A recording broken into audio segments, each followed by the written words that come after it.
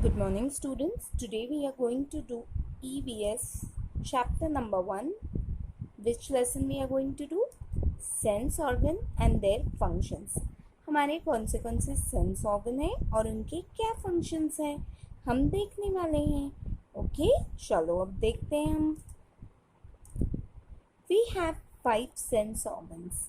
हमें 5 sense organs होते हैं. कौन से हैं हमारे 5 सेंस ऑर्गन? अब हम वो देखेंगे. आईज,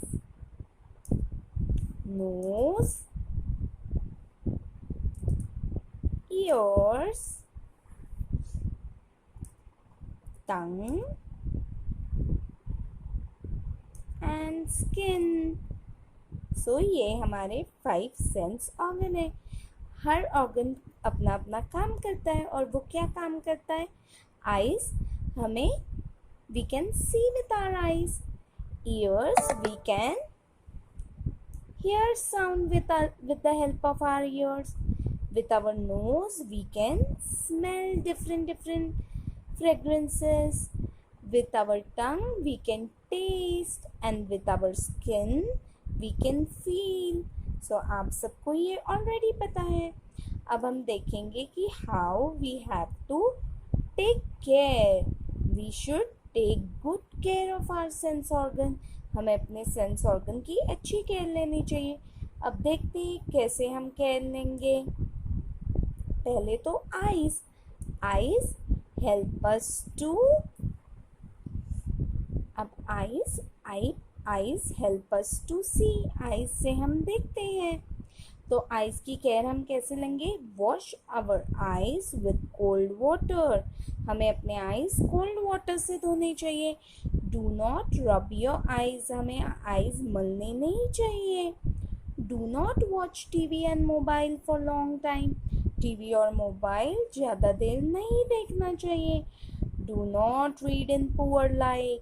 छोटी सी डीम लाइट में या नाइट लैम्प में नहीं पढ़ना चाहिए. रीडिंग आप करोगे ना इवनिंग में या स्लीपिंग टाइम में, स्टोरी बुक्स पढ़ते हो ना, तो वो डीम लाइट में नहीं पढ़नी. आंखें खराब हो सकती है. Do not read in moving vehicle. Train में सफ़र कर रहे हो, बस में सफ़र कर रहे हो, ट्रैवल कर रहे हो, तो आपको व्हीकल जब हिलती है तब रीडिंग नहीं करनी चाहिए. Because it strains our eyes. Okay. And do not touch your eyes with dirty hands. हमेशा हाथ धो के ही आइज को टच करना है. Ears help us to hear sound. कानों से हमें डिफरेंट साउंड सुनाई देती है. अब कौन से? अब ईयर्स की हम कैसे केयर कर सकते हैं? Clean years using soft cotton.